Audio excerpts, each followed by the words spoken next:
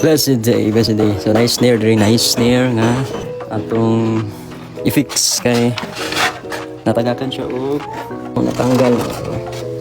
Yan, ay washer din screw. So this is a Fernando snare. Nag-stand na po na siya drumhead, no? Tapos ito mga 6 years na po ni. Yes, 6 years to 7 years. Napiktado yung tingog kay tungod sa screw nga na losin. Then natagak. Then pag hit na to sa snare, sumuto mo mapitag noise.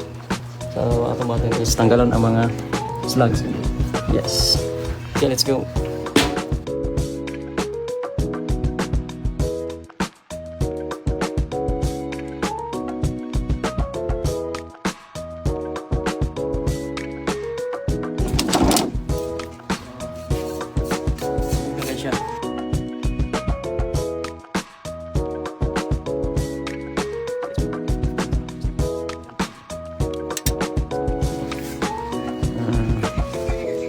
Abog.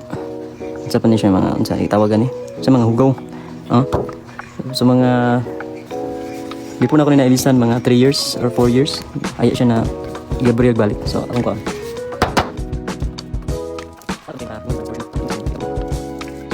So brand ni Mervin. Mervin. To ngalan sa mong base Mervin.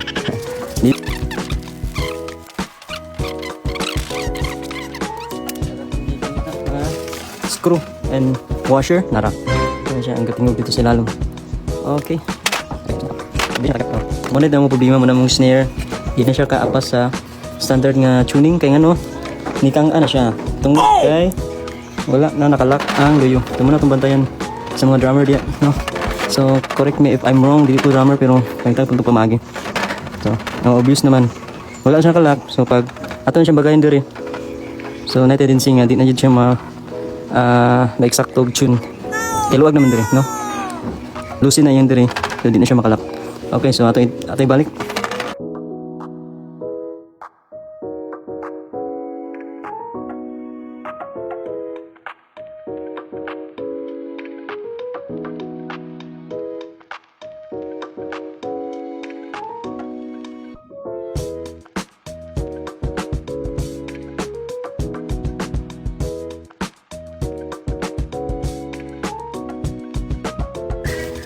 So next na itong bata na itong i-tune. Pero di kayo ko ba lumag-tune? What? I will try my best. 290 Hz lang sa